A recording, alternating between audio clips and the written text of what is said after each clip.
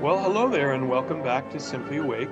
My name is John Labman, and this is a channel dedicated to experiments in waking up and in mastering being human, and also to go all the way to the end of the path of liberation, um, which we think of in Eastern mystical traditions as sort of the goal of life. So today I want to just introduce a little bit more about thoughts and thinking to you, because as you may know, when you get embroiled in your thoughts and those thoughts generate a lot of uncomfortable emotions, you can really be thick in your misery. You can really be anxious and overwhelmed and overwrought. You can have trouble sleeping, like I sometimes have had, and even recently have had at times when I'm making a very difficult decision. And you probably wonder, what the heck can I do about all this stinking thinking, as they say in Alcoholics Anonymous? What can I do with all the emotion that's generated from all these thoughts? How do I begin to get a grip on all of this thinking that I'm doing? And what I want to say is that there's some wonderful books about this. One that I love is by a woman named Byron Katie, called Loving What Is. And Byron Katie has created a sort of process about how to deal with thoughts. But after I read her book and threw it across the room because I hated the fact that she called me out on the fact that I was creating my own suffering by believing my own thoughts. After I threw that book across the room, I picked it up again and read it again. And after a while, because I'm like that, I wanted to make it my own. And so I sort of created my own model of what to do with thoughts. And what I call this model is the three-ring circus of the mind. And the three rings are, and if you've ever been a client of mine, you'll see me do this. Ring number one, all of my thoughts about myself,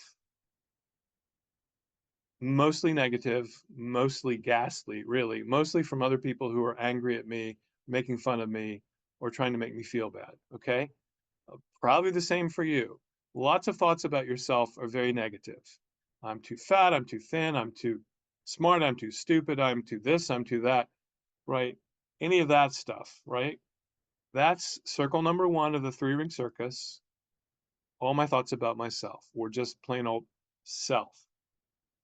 The second ring in the three-ring circus is all my thoughts about others, what other people are saying, thinking, and doing about me. Well, first of all, because it's all about me, isn't it? After all, right? Not really. Okay, but ring number two has the word other on it. It's all my thoughts about what other people are saying, thinking, and doing in general, or saying and thinking and doing that might affect me. And the funny thing about this ring is that we often take our negative thoughts from circle one, our thoughts about ourselves, and we take those and we stick them into the heads of everybody that we meet. And we think that they're thinking about us the same things that we're thinking about us, the same derogatory, nasty things that we think about ourselves. But of course, we can't possibly know what they're thinking unless we ask them.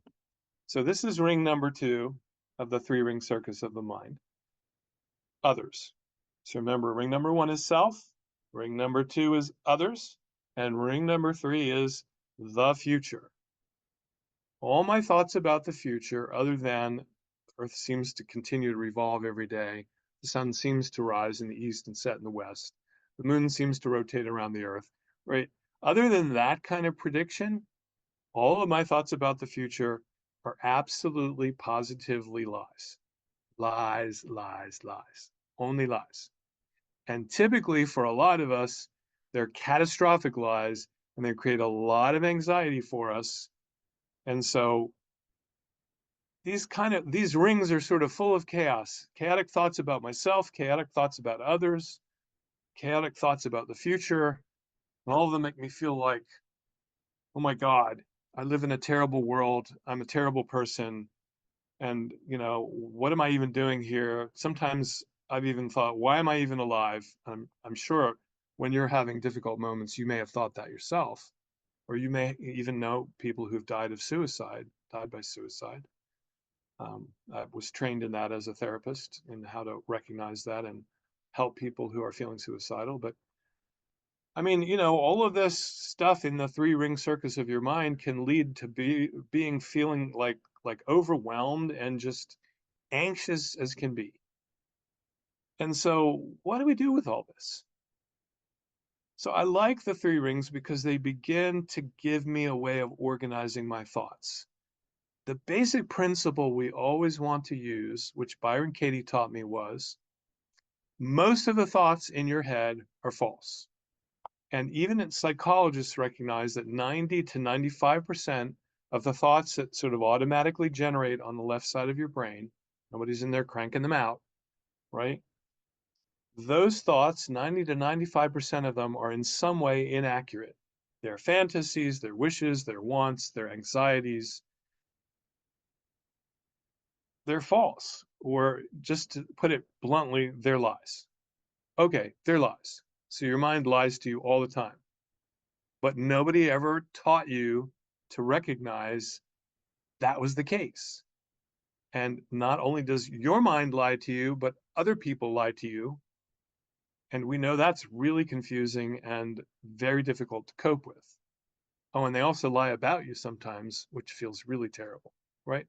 So what do we do with all this confusion? We've got these three rings and all these little thoughts running around these three rings, kind of wild and crazy. And so I call this method thought busting or taming the three ring circus of your mind.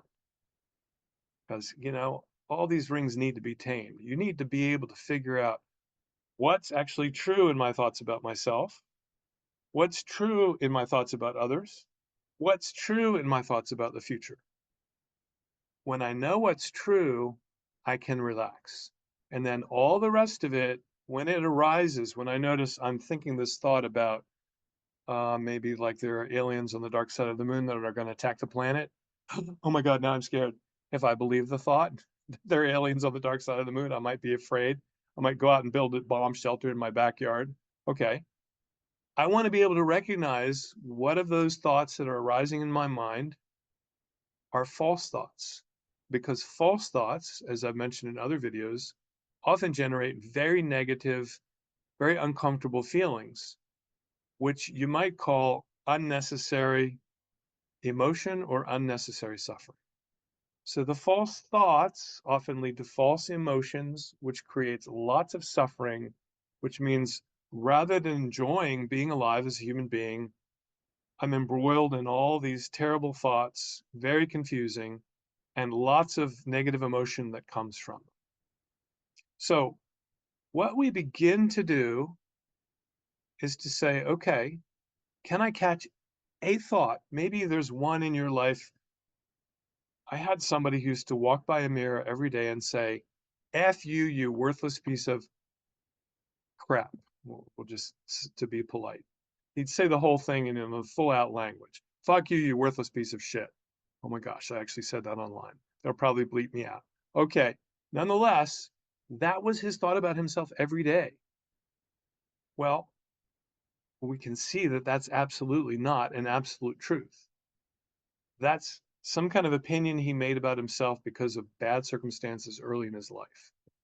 And he was actually a very smart, intelligent, even good-looking kid, right? He was in his mid-20s, I think, when I met him. But he had all these really bad thoughts about himself, and they were causing him to feel depressed. Of course they were, but they weren't true.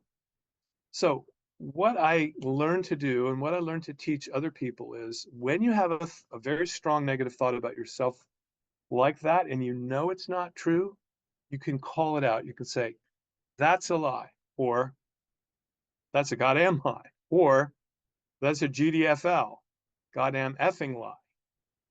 And with the really strong thoughts in our minds, and my clients all know the acronym GDFL now. With the really strong negative thoughts, call them out. Hey, that's a GDFL. That's a terrible lie.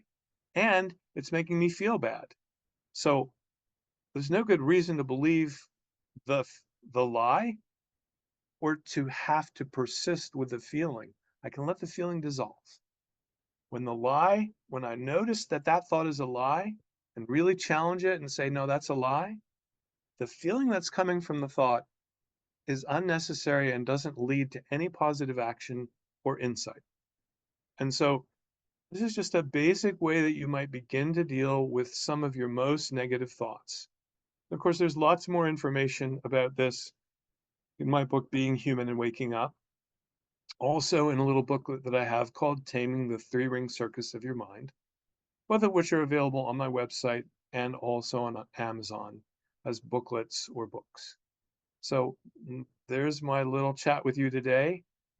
I hope you can use these principles to help you to live a more free, less anxiety-ridden life. That's one of the major reasons I'm putting these videos out, is if I can do it, you can do it. Many blessings to you. Have a great day and enjoy the process of getting less stressed and more human. Bye-bye.